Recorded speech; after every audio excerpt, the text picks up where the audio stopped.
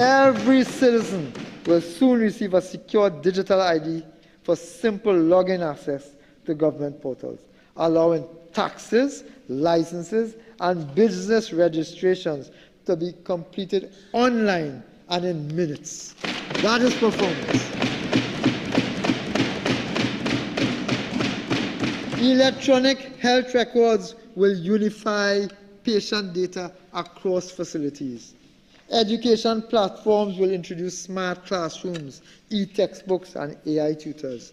And police will have real-time access to records through innovative policing systems. A national plan, Mr. Speaker. A national AI research and innovation hub will train youth in data science, software engineering, and content creation, enabling citizens to earn from the digital and creative economies, Mr. Speaker. Real jobs for real people. Perhaps the single most transformative initiative of this administration is the National Payment and Innovation Company of Trinidad and Tobago. For decades, citizens have had to walk from ministry to ministry, stand in lines, and pay cash to conduct routine government business. Billions in transactions were fragmented across hundreds of accounts, prone to delay, error, and leakage. That inefficient era is coming to an end. The National Payment and Innovation Company introduces a unified platform that will handle all government collections and disbursements, from licensing fees and taxes to social grants and pension payment. Every ministry, every agency, and every statutory body will connect to this single payment backbone. Mr. Speaker, this is not just a technology upgrade. It is a revolution in public financial management. With this system, every cent collected or paid by the state can be tracked in real time. This means faster reconciliation, strong oversight, and the near elimination of fraud, pilferage, and bureaucratic delay. Citizens will have multiple ways to pay: online, on their phones, at self-service kiosks, or over-the-counter terminals, using debit cards, credit cards, vouchers, or digital wallets. Every transaction will be instant, secure, and recorded. It will no longer matter whether a citizen lives in Moruga, Togo, or Tobago. Every service will be at their fingertips, available. This is a historic shift towards convenience, equity, and accountability. The ICNTT will not only save millions in administrative costs, but will also expand government revenue through better compliance and audit trails.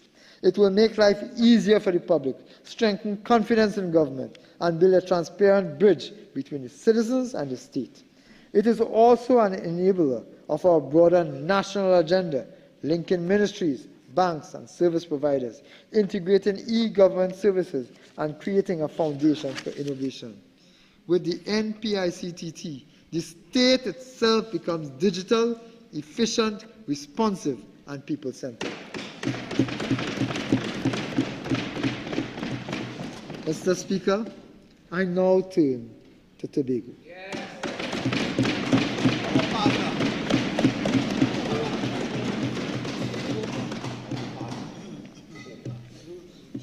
In pursuit of the Tobago House of Assembly's vision to make Trinidad and Tobago, and by extension, in pursuit of the THA's vision to make Tobago the greatest little island on the planet Earth, the THA developed and implemented a strategic development planning pathway for 2025 to 2045. This new development architecture will guide Tobago's socio-economic and political transformation, informing the island's development plans and projects. The institutional strategy, known as strategic selectivity, will direct social and economic development, program, and capital investments, ensuring that efforts are both targeted and effective. The fiscal 2026 budget statement presented by the THA identifies the goal of placing Tobago on a fast track to socio-economic prosperity while securing the island's financial stability.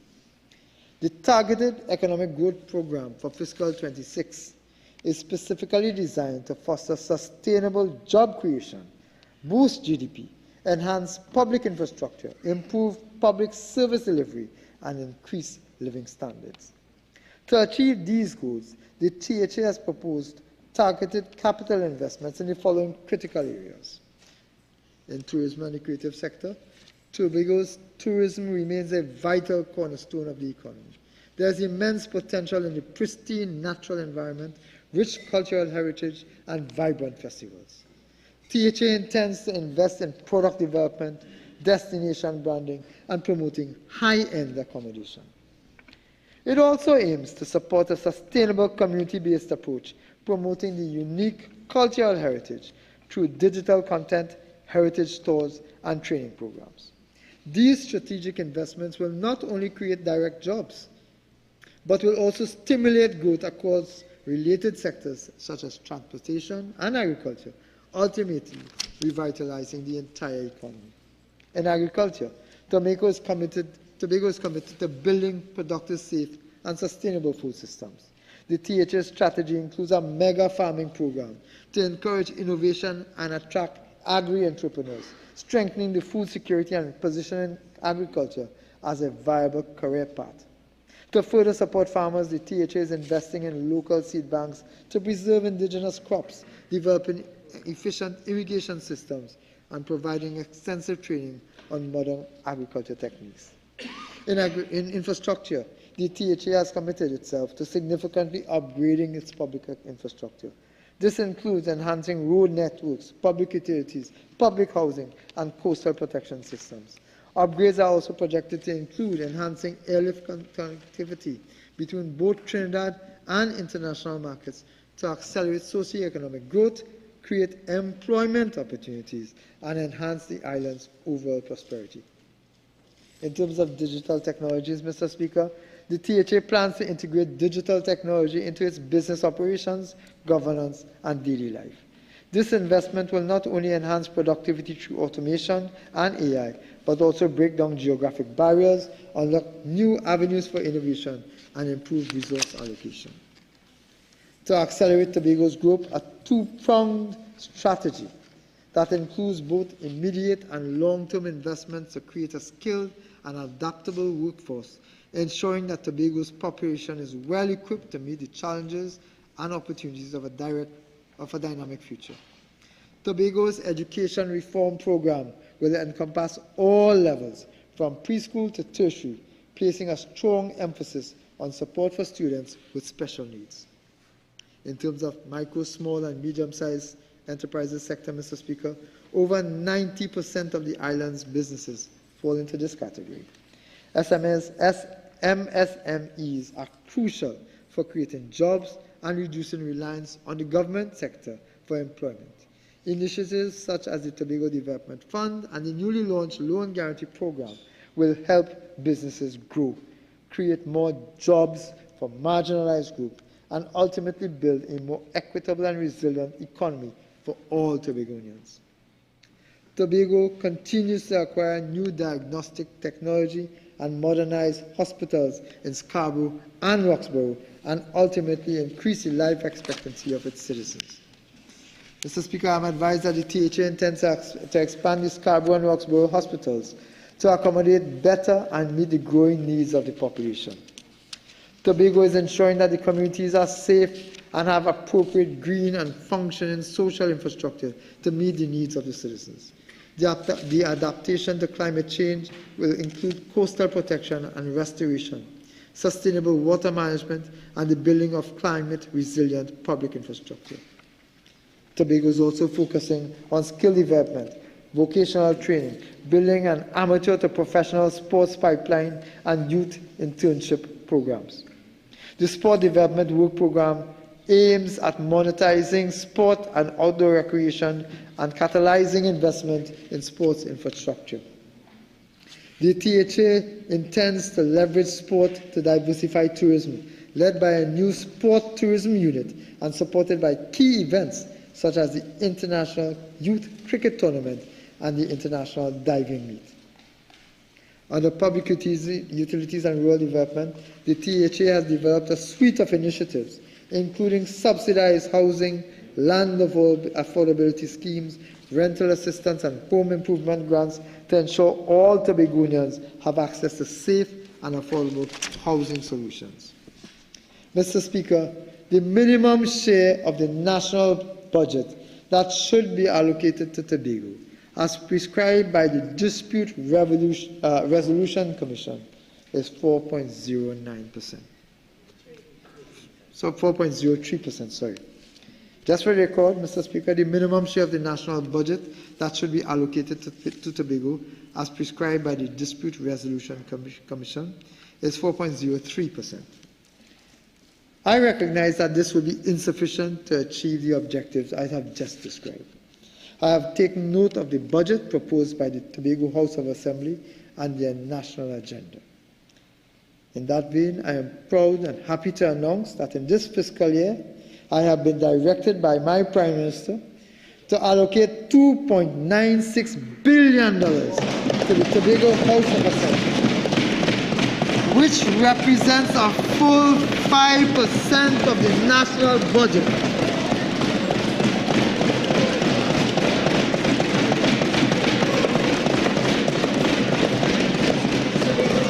However, that is not all. That is not all. In addition, a further $763 million will be spent by various ministries on Tobago. In total then, the allocation to Tobago for the fiscal year 2026 will be $3.72 billion, which equates to 6.3% of the national budget. Mr. Speaker, when UNC wins, Tobago wins.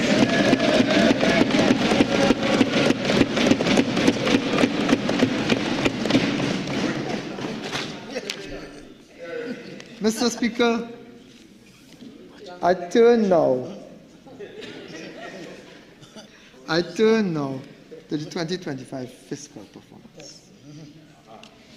Almost immediately upon assuming office in April, it became evident that we had inherited a seriously distressed financial situation, marked by collapsing revenues, unsustainable expenditure, rising debts, and mounting arrears. Amongst these obligations was a substantial bill for salary adjustments and arrears for officers under the SRC report.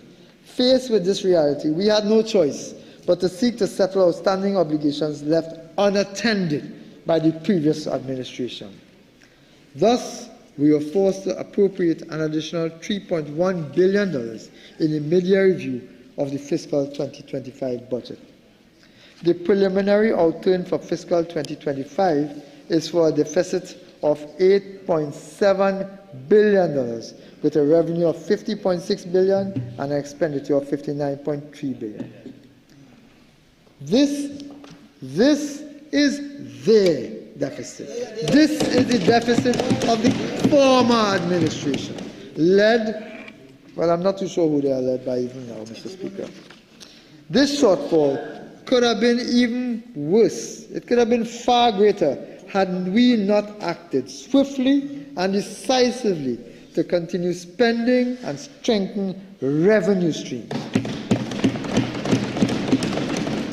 In the future, Mr. Speaker, over the next 5 years and beyond, we will pursue a path of fiscal consolidation and structural reform to break us free from the cycle of low growth, anemic revenues, and high expenditure that has constrained our economy for far too long. In light of the crisis that we met on assumption of office, Mr. Speaker, we immediately set out to put policies and programs in place to mitigate the economic situation. This is clearly demonstrated in our first 150 days in office. Mr. Speaker, I have already reported on our first 150 days in office. Mr. Speaker, our country has faced the recurrent challenge of navigating fluctuations in global energy markets. Variability in oil and gas prices has consistently created uncertainty around government revenues, requiring careful and responsive policy making. We recognize the risks of over-reliance on the energy sector and are taking steps towards broader economic reform. We maintain close oversight of international energy trends to help guide our fiscal strategy. Consequently, Mr. Speaker, our oil price assumption for 2026 will be US $73.25 per barrel, compared to US $77.80 per barrel in 2025. And our natural gas assumption will be US $4.25 per MMBTU, compared to $3.59 per MMBTU in 2025. As a result of these commodity price estimates, we expect total revenue of $55.367 billion, total expenditure of $59.232 billion, with a fiscal deficit of $3.865 billion. Nothing close to the 1920 and whatever figure goes opposite have been telling the population.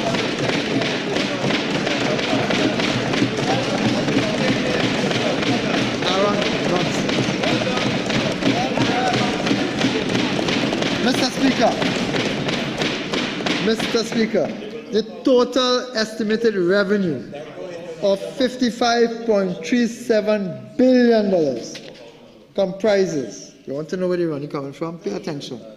Comprises oil revenue $11.254 billion, non-oil revenue $43.402 billion, capital revenue $0.711 billion.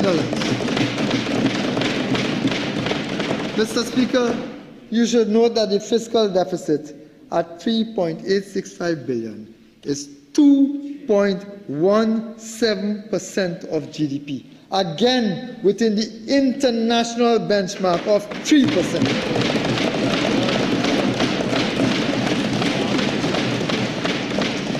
We have said it a long time ago, Mr. Speaker, performance beats old talk every time. Pursuant to our public policy agenda, the central fiscal 2026 allocations are as follows. Education and training, $8.766 billion. Standing order 53-1. I know my colleagues opposite are in shell shock, but please, if we can rein them in places, we can hear the Minister of Finance.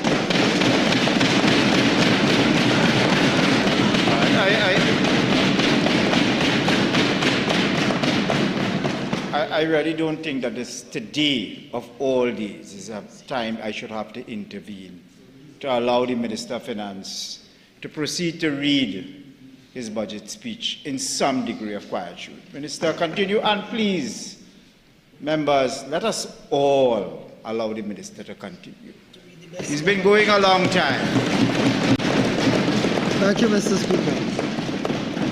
Mr. Speaker, pursuant to our public policy agenda, the central fiscal 2026 allocations are as follows. We will be spending $8.766 billion on education and training. On health, we will be spending $8.214 billion. On national security, $6.366 billion. On public utilities, $3.395 billion.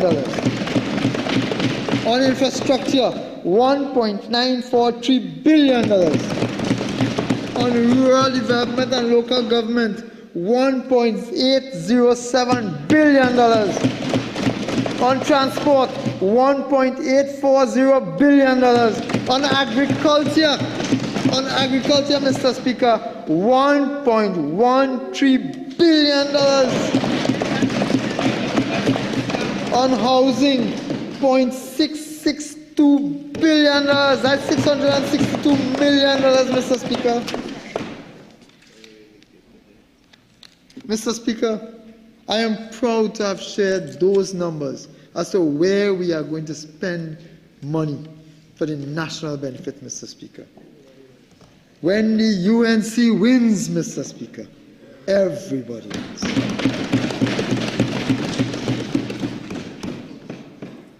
But, Mr. Speaker, fiscal stability is the foundation of sustainable growth.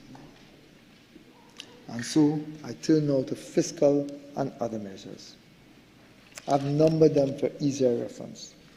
Number 1, levy on assets of commercial banks and insurance companies operating in Trinidad and Tobago.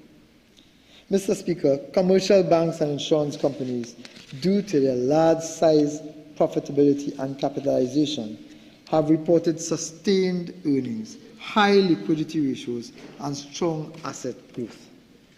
Conservative lending practices and favorable monetary conditions have driven these outcomes. Despite this, the average citizen continues to be subjected to unreasonably high fees and near zero returns on their savings and investments. Against this backdrop, I propose to introduce an asset levy of 0.25%.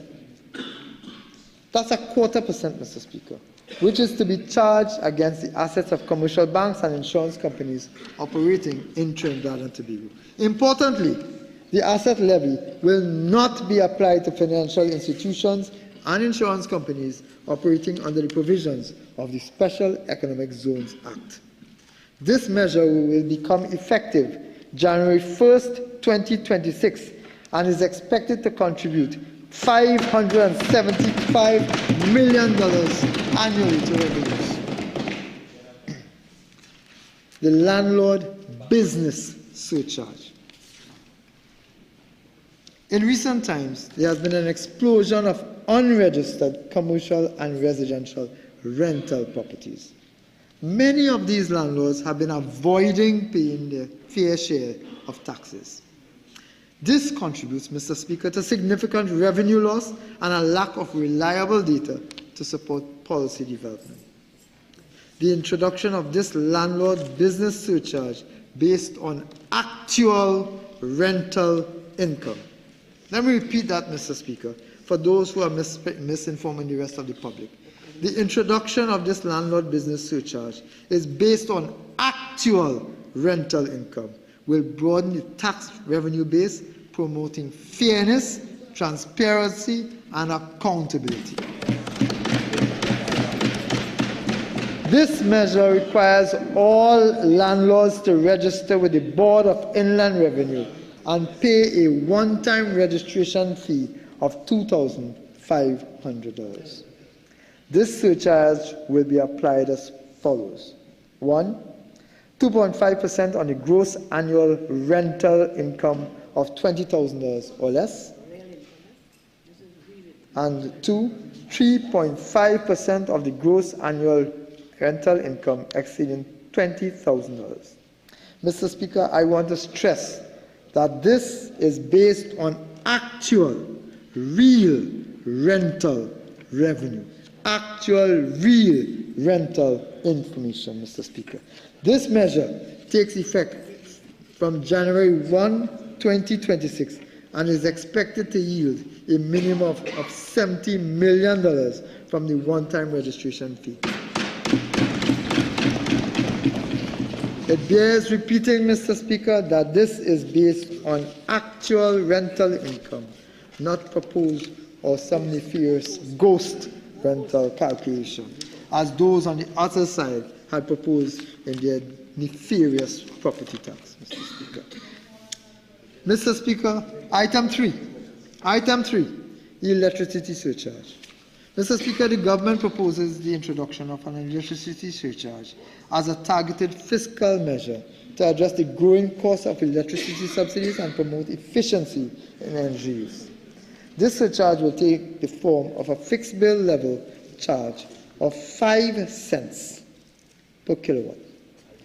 5 cents per kilowatt for commercial customers and industrial customers. This surcharge will take the form of a fixed bill level charge of 5 cents per kilowatt for commercial customers and industrial customers.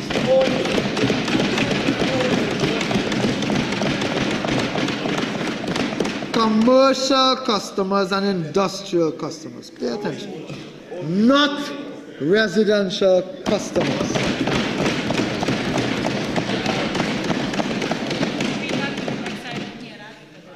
In case some members were closing their fridge doors and didn't hear it,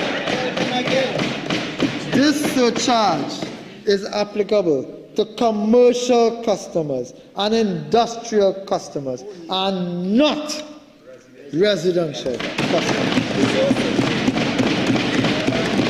You see, when we say we care, we care. And we show it. The policy is designed to encourage energy conservation, reduce the government's subsidy burden, and generate a predictable revenue stream. It must be noted that our electricity rates will remain substantially below those of our trading partners. In addition to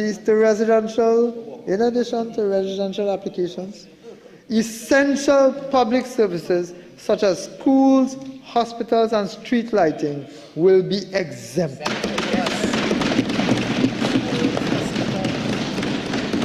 Essential public services such as schools, hospitals, and street lighting, in addition to residential, will be exempted. Churches, mosques, temples, schools, hospitals, residential communities, all exempted. All. At current consumption level, this initiative is estimated to contribute an additional $269 million to revenues. This measure takes effect on January 1st, 2026. Item 4. Mr. Speaker, the cost of administering and offering public services in Trinidad and Tobago has risen significantly across ministries, departments, and agencies. Notwithstanding, many administrative charges, including license and permit fees and processing charges, have remained unchanged in some cases for as much as 30 years.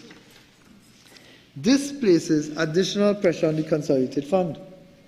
Updating the fee structures in line with the current cost of doing business is therefore necessary to ensure cost reflectivity, fairness, and sustainability, while also safeguarding service quality and enabling modernization. It is to be noted that 80% of the projected revenue increases are attributable to customs duties on rums and spirits, beer, and tobacco products. Tobacco products. Again, for the record, it is important to know that 80% of the projected revenue increases are attributable to customs duties on rum and spirits, beer, and tobacco products. Therefore, the amended duties are proposed. The following amended duties are proposed. Rum and spirits, by percent of alcohol, the existing is $79.25 by percent of alcohol. That is existing. The new proposed is $158.50. Beer, by gravity of beer, the existing duties $5.14. Proposed $10.28. Cigarettes per pack of 20, existing $5.26. Proposed $10.52. Included in the list of fees to be amended are container processing fees, which will move from $525 to $1,050. Customs declaration transaction user fee from $40 to $80. Environmental tire tax from $20 to $40. Wild animals and birds from $100 to $200. Mr. Speaker, these measures will contribute an additional $1 billion to revenue.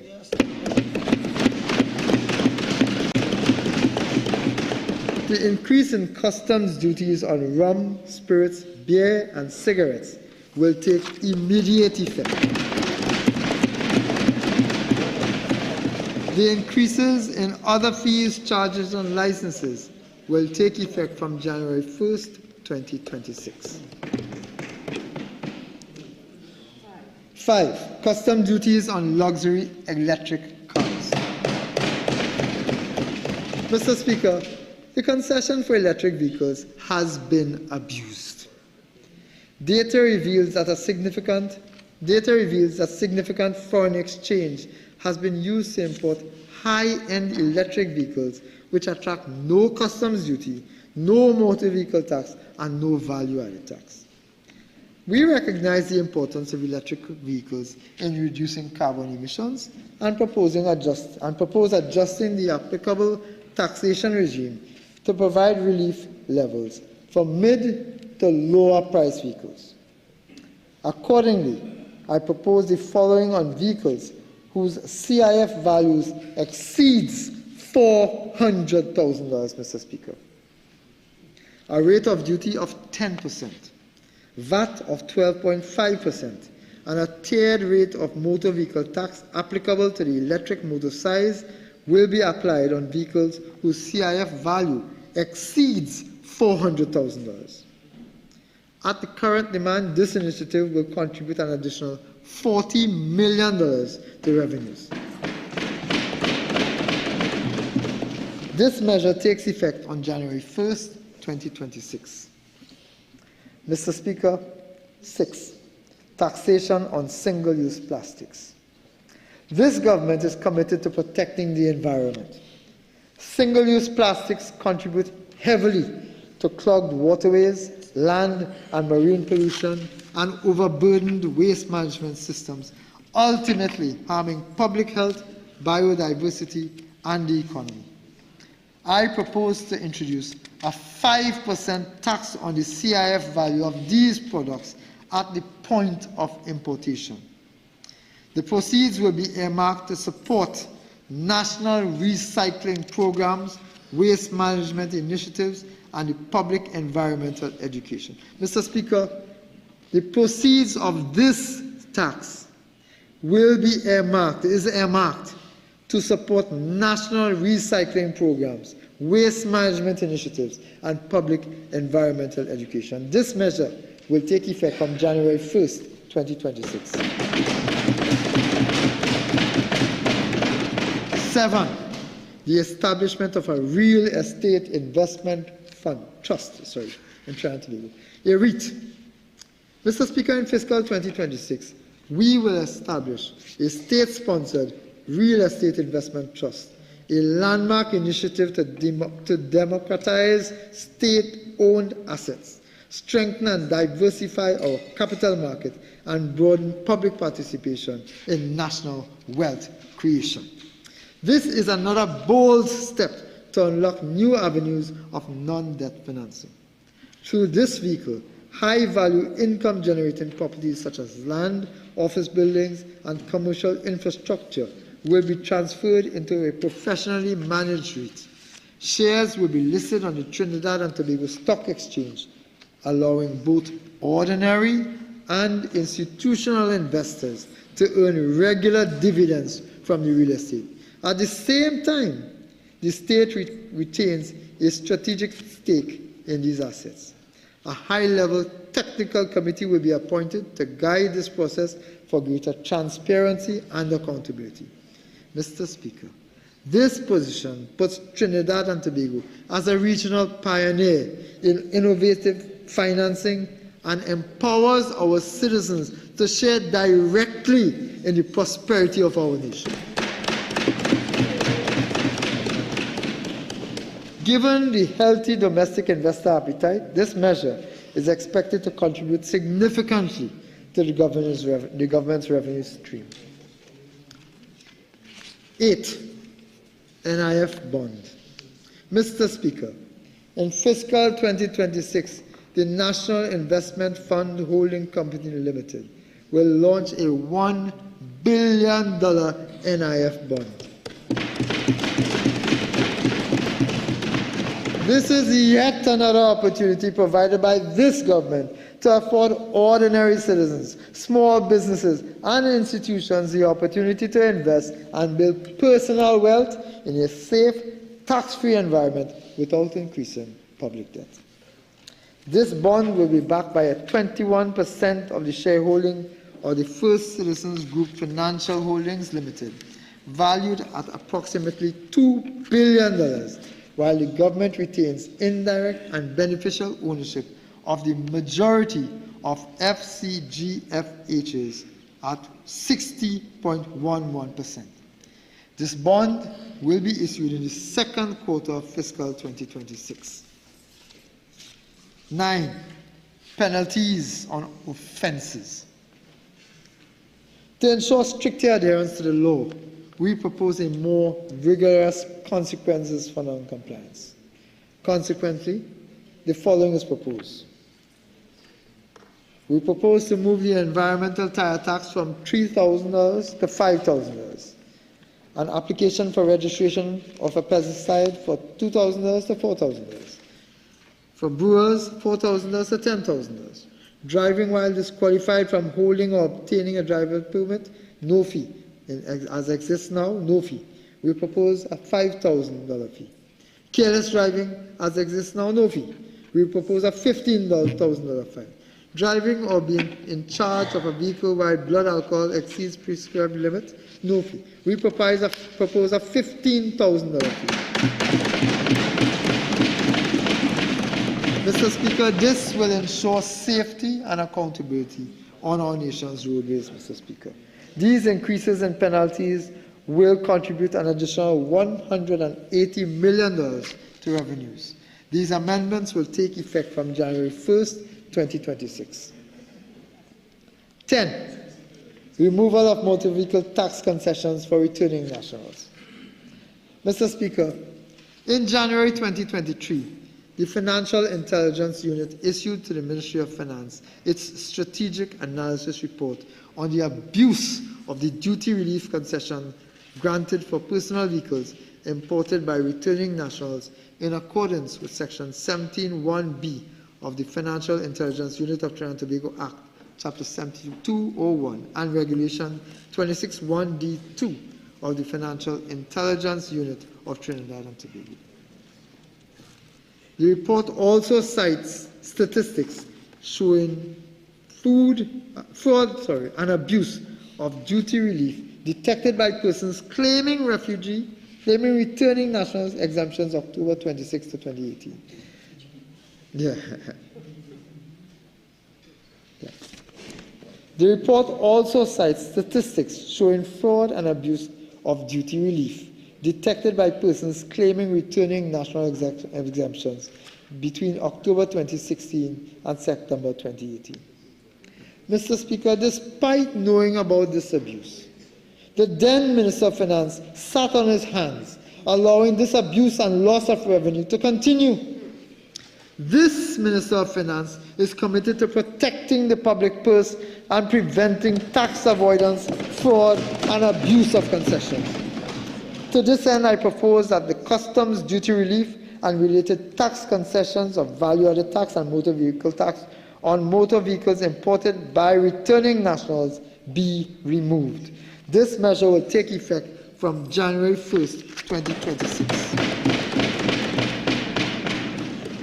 Mr. Speaker, the subsidy for LPG has been in place since 1926. The most recent adjustment to the retail price was made in 1998, over 25 years ago.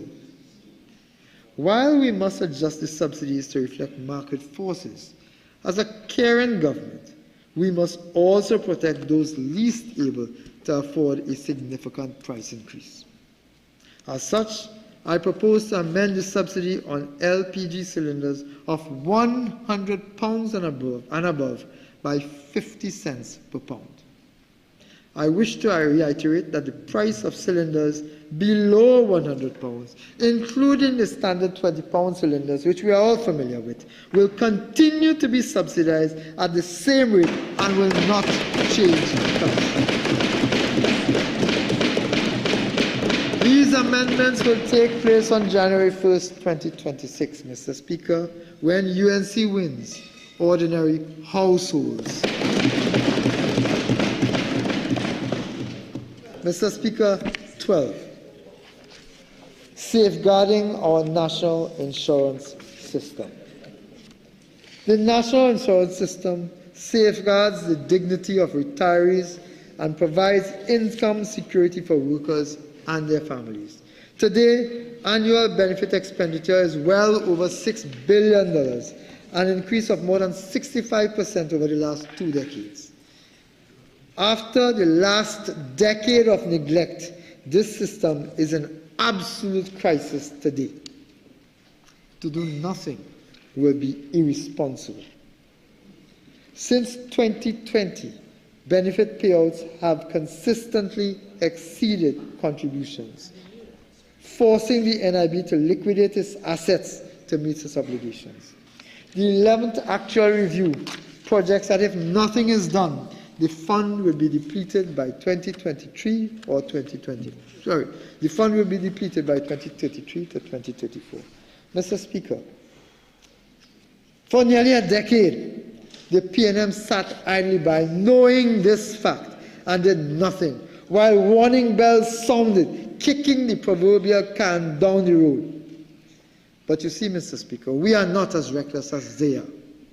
We will not allow this fund to collapse, jeopardizing the very benefits that over 200,000 of our most vulnerable citizens depend on. Let me be clear. This government will act decisively where the PNM refused to act. To save this critical institution from bankruptcy and to preserve the benefits for future generations, we must increase the contribution rate. To minimize the burdens on contributors, I propose a phased approach, implementing a 3% increase in the contribution rate effective January 5th, 2026, followed by another 3% increase from January 4th, 2027. Mr. Speaker, those opposite, the PNM, would have left this fund as it is to collapse, denying generations, present and future, from access to pension benefits. Let me explain, Mr. Speaker, if I may. Pension benefits, maternity benefits, accident benefits, all of these personal benefits to those least able to afford them, Mr. Speaker. All of those, the vulnerable population, would have been denied had that government continued in office. They would have done nothing. This government is saving the future of this country, Mr. Speaker.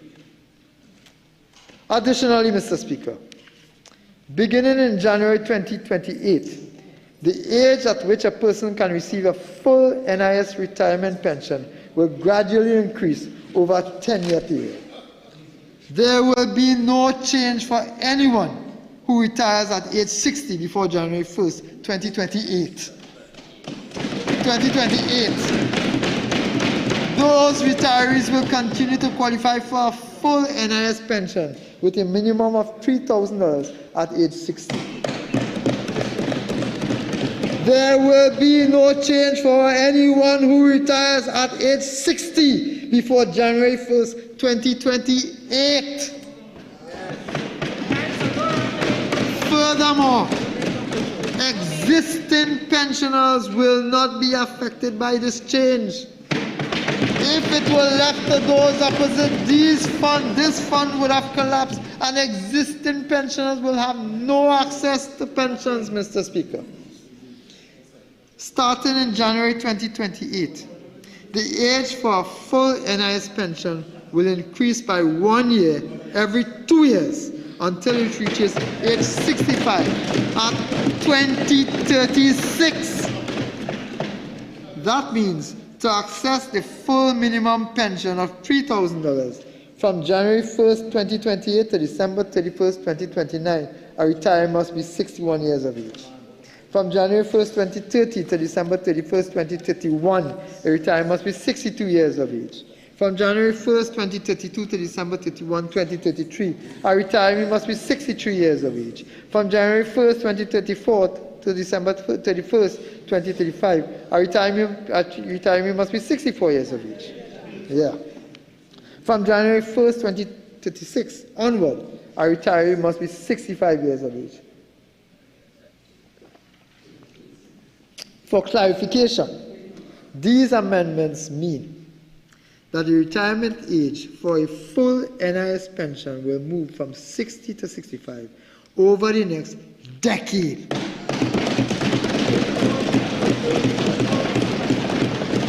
Persons who retire early will still receive a pension, but at a reduced rate. Mr. Speaker, these reforms are not easy, but they are not urgent. Yeah. These reforms are not easy, but they are now urgently required to give the years of inaction that was allowed these challenges to deepen under the last administration.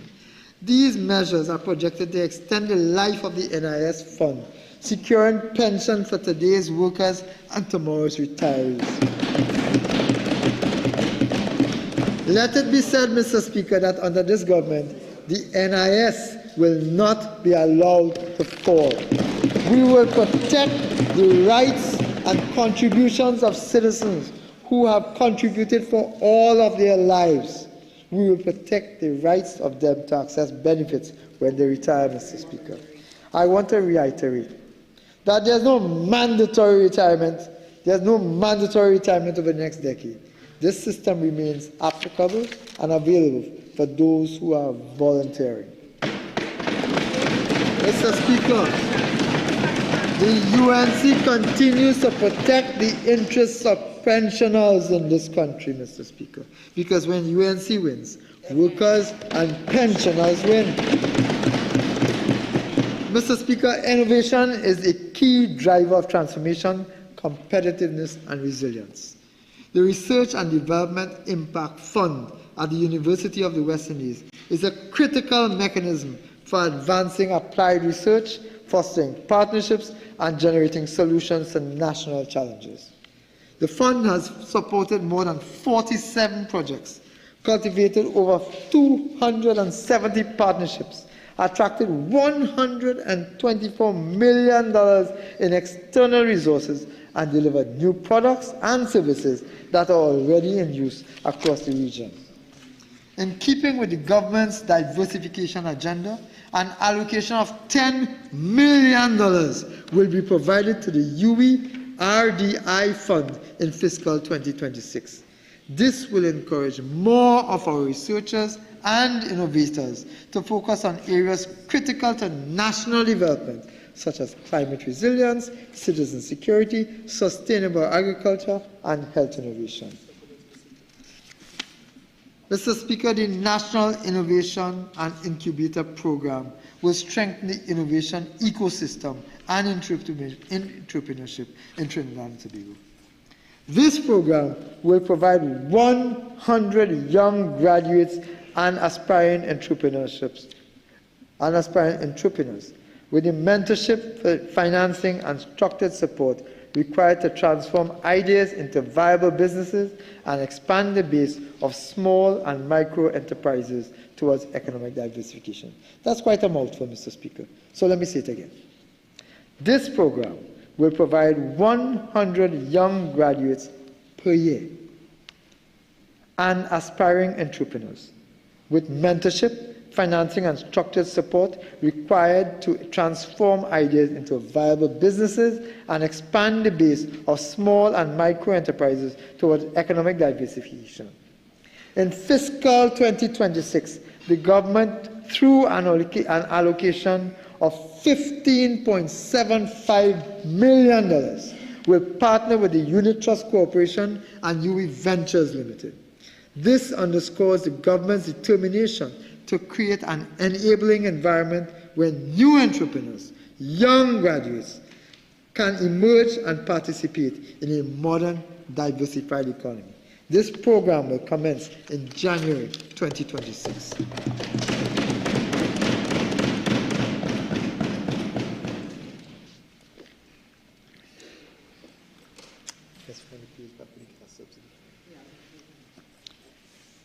Sixteen,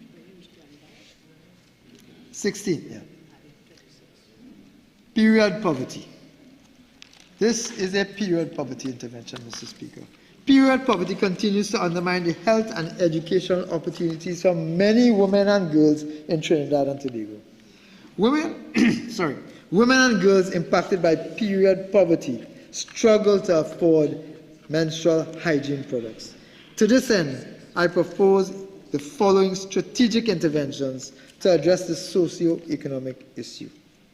The Ministry of Finance and the Ministry of People, Social Development and Family Services will collaborate to establish a Women's Health Fund. This government will provide an initial seed capital of $5 million. We will also partner with other stakeholders to ensure the sustainability of this fund.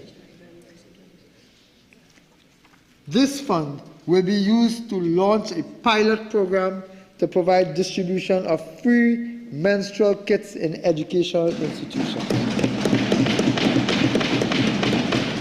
It will also be used to provide education and sensitization on menstrual health for various groups, including men and boys, to foster inclusivity and dismantle stigma. A tax incentive, Mr. Speaker, will be provided to encourage individuals and corporations to contribute to this fund. This initiative will commence in January 2026. Mr. Speaker, when UNC wins, women and girls win.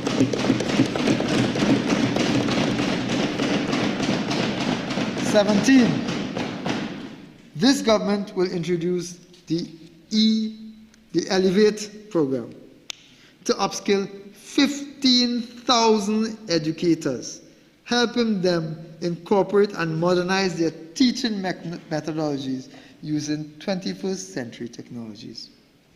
The government will allocate $5.72 million to this program, which will deliver relevant, flexible, and modern professional development aligned to national priorities and the 2025 to 2030 education policy. This program will commence in January 2026. Mr. Speaker, when the UNC wins, teachers win. 18. The Next Class program aims to create an AI-powered user interface platform that empowers teachers with the resources to enhance their teaching effectiveness and foster a more personalized learning environment. Every teacher will gain access to a single platform hosted by the Ministry of Education, featuring lesson planning, real-time student tracking, automated grading support, and professional development tools. This government will invest $4.64 million into this program. This program will commence in January 2026. Mr. Speaker, when the UNC wins, students win.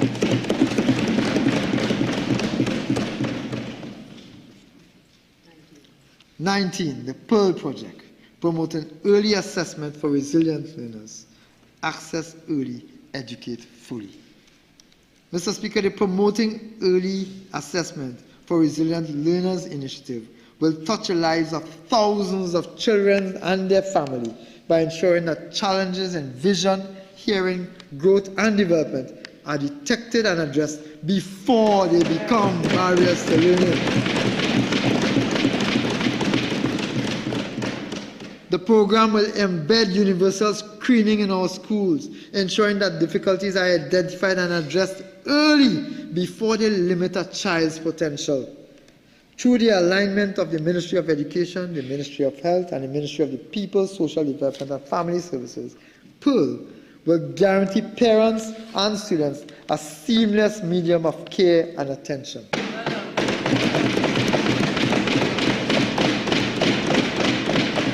This government will allocate $7.89 million to this program, which will commence in January 2026. Mr. Speaker, when the UNC wins, children with learning disabilities win.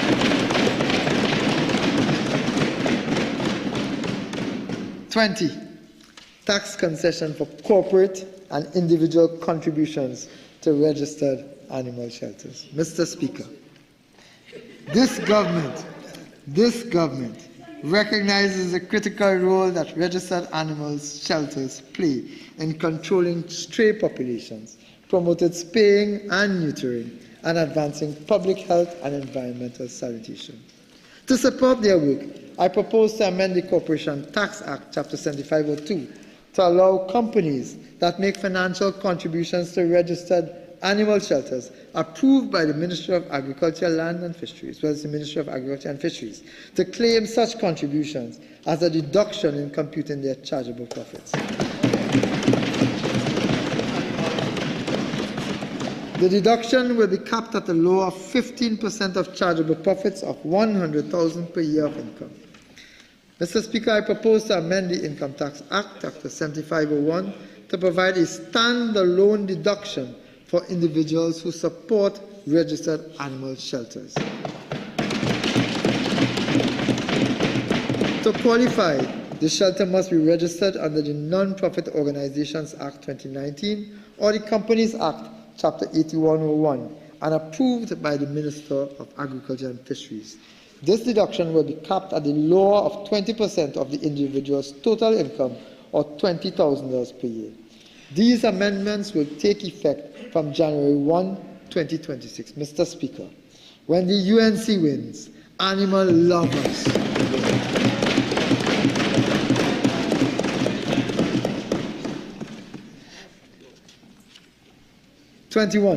Agricultural incentives. Mr. Speaker, despite their promise to make the agricultural sector tax-free, the PNM failed to fulfill this commitment. This has characterized the PNM's neglect of our farmers, which has compromised our food security over the last decade.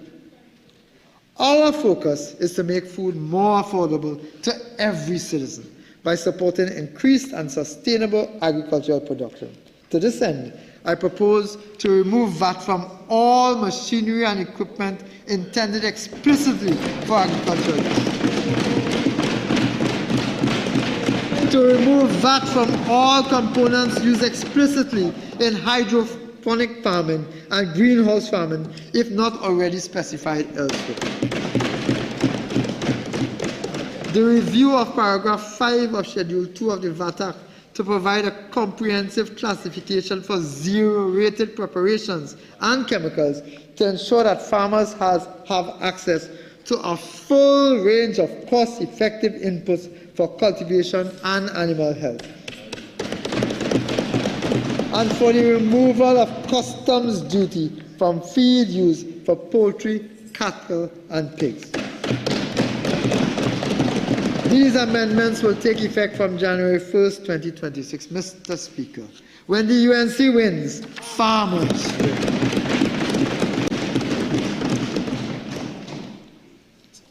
Yeah.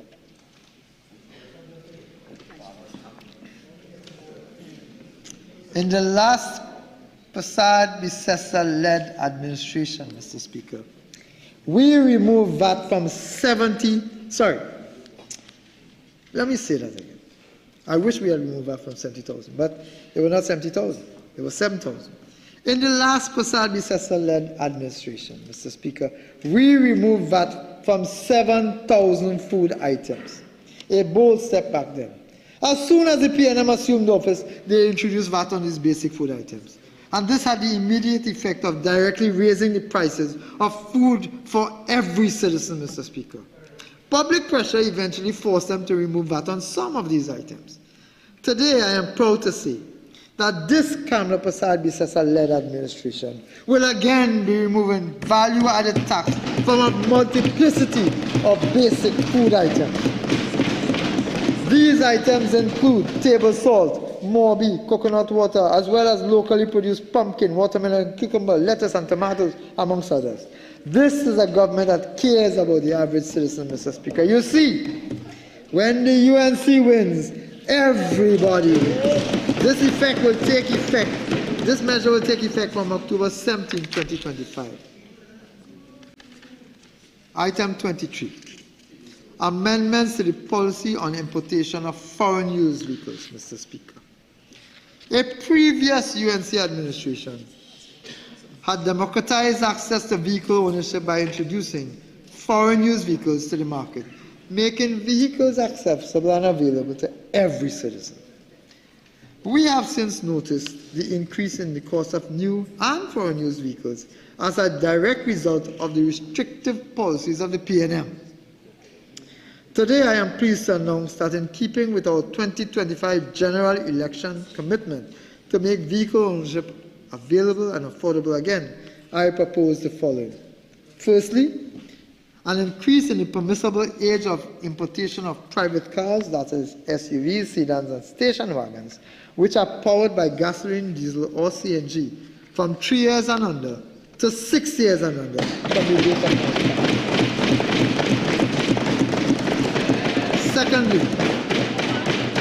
Secondly, an increase in the permissible age of importation of light commercial vehicles, that is pickups and panel vans, from 7 years and under to 10 years and under from the date of contract. This measure will take effect from January 1st, 2026. Mr. Speaker, when the UNC wins, every citizen wins.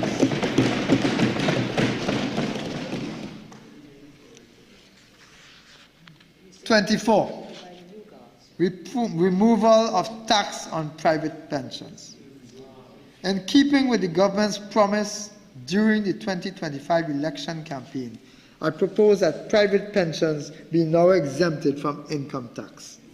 This amendment will take effect from January 1st, 2026.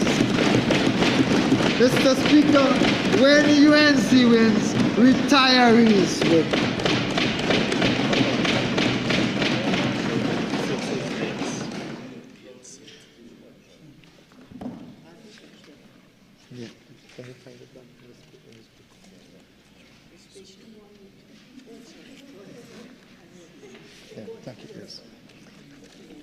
Item 25, reducing the cost of construction materials. Mr. Speaker, over the last decade, the cost of construction materials has skyrocketed, making ownership an unfulfilled dream to many, particularly our young people.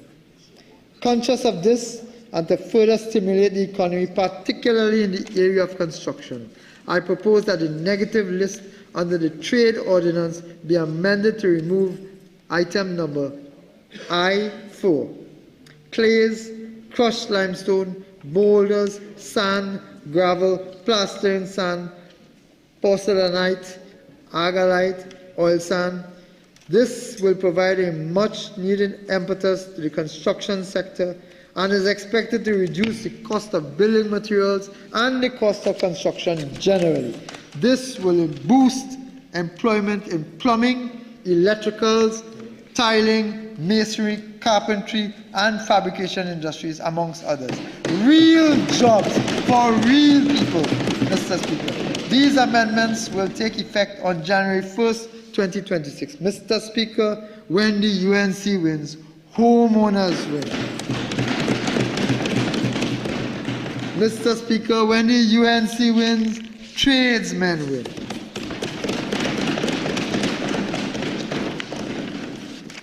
Mr. Speaker, the last measure, which bears repeating. Item 26.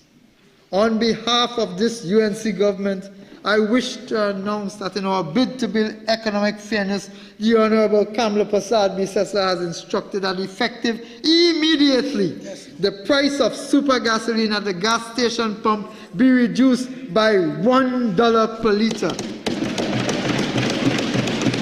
on an average tank of 50 liters, you will save $50 every time you go to the gas station to fill it. $50, Mr. Speaker. When the UNC wins, the traveling public wins. Mr. Speaker, Budget 2026 is a declaration that Trinidad and Tobago is back on course. In the words of Khalil Gibran, true progress is not in enhancing what is, but in advancing what should be. This budget is more than an accounting of revenues and expenditures, plans and policies. It represents a shift towards fairness. For far too long, the government's fiscal policy has been seen as a technical exercise. Today, we redefine it as a human one. Every dollar we spend, every measure we take must be guided by a single principle: putting the people of Trinidad and Tobago first. In this fiscal year, we are taking deliberate steps to realign national priorities, to put our great nation first, and to build economic fairness through accountable fiscal policies. This is the beginning of a new era built on trust, fairness, and people-centered governance, where growth is measured not only by GDP, but by the strength of our communities and the hope we inspire in every home across this nation.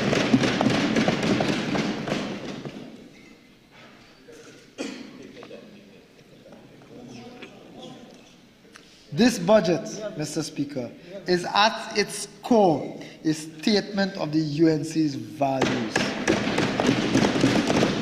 It reflects our belief that economic policy must begin and end with people, real men and women struggling each day to build better lives for themselves and their families. Our task, therefore, is not just to balance the nation's finances. Our task is not just to balance the nation's finances, but to restore balance to our society, to ensure that opportunity reaches every community, from Cedros to Charlottesville, from Moruga to Carinage, where equal access to the national patrimony is available to every single citizen. The days of promises without performance is over. This UNC government delivers. And as we close this sorry chapter of the last decade and look forward to the future, we cannot paper over, as was done before, the harsh realities that we face. Yes, the road ahead is long, and growth will be tempered in the short term by a decline in the energy sector, a legacy left by a decade of neglect and irresponsible government by those on that side. However, this nation would have noted that this government, under the visionary leadership of Kamla Prasad Bisesa, refuses to be paralyzed by the legacies of the past and the postmortems of those who rush first to bleed. We have chosen to listen to the people of Trinidad and Tobago. We have chosen a fiscal approach that will not only restore stability, but will lay a foundation for lasting prosperity, ensuring that our nation's future is one of opportunity for every citizen, no matter their background. To every citizen of Trinidad and Tobago, this is not just the governor's journey. This is yours as well. Our shared future depends on unity, patience, and collective effort. Let us move together with courage, with hope, and with the firm conviction that we will rebuild a stronger, fairer, and more prosperous Trinidad and Tobago. Mr. Speaker, as this this budget demonstrates. When the UNC wins, homeowners win. When the UNC wins, tradesmen win. When the UNC wins, retirees win. When the UNC wins, children win. When the UNC wins, workers and pensioners win. When the UNC wins, farmers win. When the UNC wins, business win. When the UNC wins, manufacturers win. When the UNC wins, public servants win. When the UNC wins, former county workers win. When the UNC wins, women and girls win. When the UNC wins, motorists win. When the UNC wins, children with learning disabilities win. When the UNC wins, animal lovers win. When the UNC wins, young people win. When the UNC wins, the vulnerable win. Mr. Speaker, when the UNC wins, everybody wins. Mr. Speaker, I beg to move.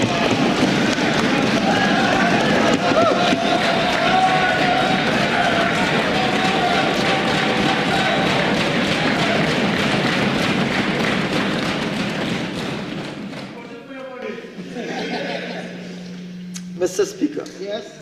In accordance with Standing Order 81-4, I wish to advise that debate on the budget will resume on Friday, 17th of October, 2025, at 10 a.m. Leader of Government Business. Thank you, Mr. Speaker. Mr. Speaker, on behalf of the government bench and the people of Trinidad and Tobago, I'm certain I want to thank the Honourable Minister of Finance and the Honourable Prime Minister for a phenomenal budget presentation. Mr. Speaker, I beg to move that this House do now adjourn to Friday, October 17, 2025 at 10 a.m. Honourable members, before putting the question on the adjournment, I am to advise that your budget packages are available for collection at the Northern Colonnade Corridor distribution room next to the members' entrance on the Abercrombie Street side of the Red House. Honourable members, the question is that this House do now adjourn to Friday, October 17, 2025 at 10 a.m. All in favour say aye. Aye. Any against? The ayes have it. This House now stands adjourned to Friday, October 17, 2025 at 10 a.m.